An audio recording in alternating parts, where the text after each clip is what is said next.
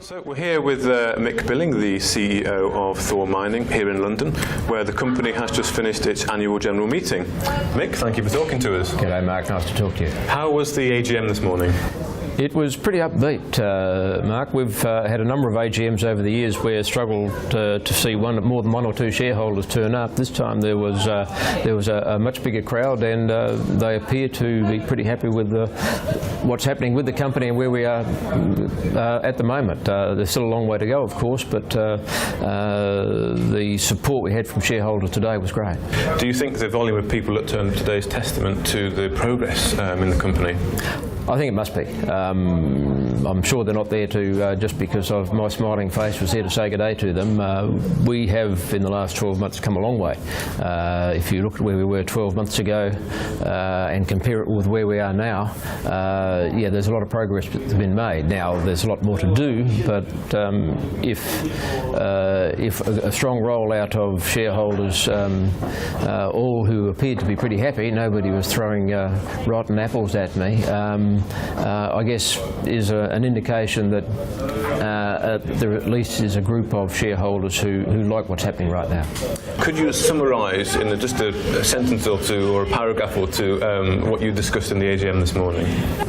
We went through the normal formal parts of the AGM where I got re-elected as a director, for example, and Richard Brady, our exploration guy who was appointed, was confirmed by shareholders as a director, and then refreshing capital and all the normal things and re-electing auditors. All that happened, and that's the standard stuff that one must do at an AGM every year. We then had the opportunity, because there were a number of investors here, to do a presentation to those investors, invite them to ask questions, and we had a few. Yeah, it was a positive experience, and I think they were all pretty happy with the outcome. Good. Well, for the benefit of the shareholders that couldn't make it, some people have sent in some questions for me to put to you. Yeah, go. So I'd like to ask first of all, with the recent news about Vanya, does this alter the finance negotiations at all? Technically, possibly no, because Molly Hill without Vanya is, in our view, more than financeable in its own right.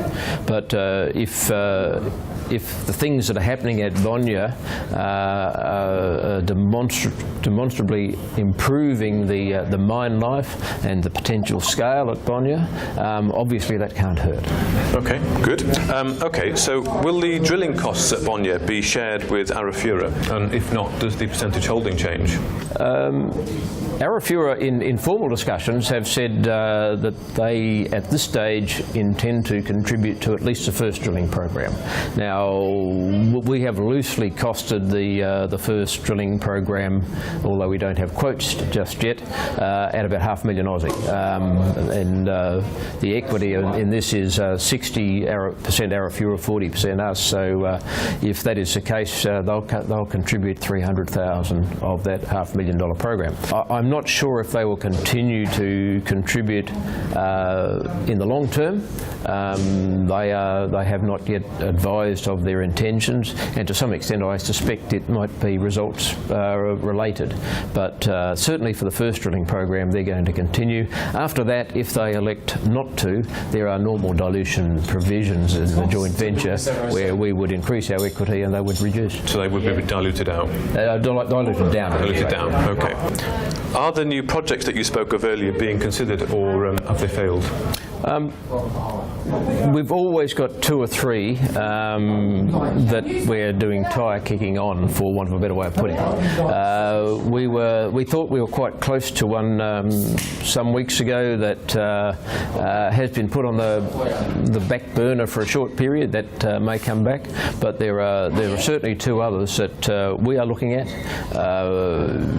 They may not mature, but one of them in particular we certainly very much like the look of. It will take a little bit of time before we're ready to actually commit to it and tell the market about it. But we have spent some time over the last year or so on a number of projects. One, we spent 8 months looking at it, and before we walked away, having spent maybe $50,000 or $60,000, which is a relatively modest amount, I know, on assessing and crawling all over the ground in the data.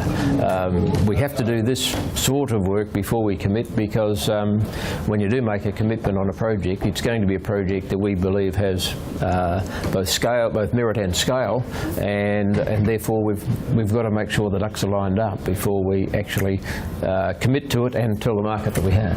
Okay, so in short, some are still going and some are still brewing.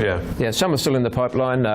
One on hold, may come back, may fall off. It's too early to tell. But there are a couple that we certainly like the look of, and we are continuing to work on. Okay, and just as a general feel for the activities going on with the company at the minute, how do you feel at the moment about Thor and the company? Mark, I'm naturally an enthusiastic sort of bloke. If I wasn't enthusiastic about what we were doing at Thor, I'd go and do something else. Or more to the point, if I wasn't enthusiastic, shareholders would notice that and try and get rid of me. Right now, I think Thor's in a good place. There's lots to do, but I'm really enjoying the excitement that's building as we move towards financing and development of Molly Hill.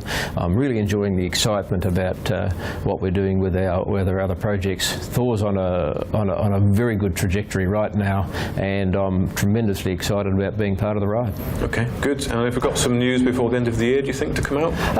There are a couple of more pieces of activity going on where there will be some news flow. Perhaps I shouldn't allude to what they might be at this stage, but you haven't seen the last RNS from Thor for the year just yet. Okay, well, Mick, thank you very much for your time today. Thank you. Nice to meet you.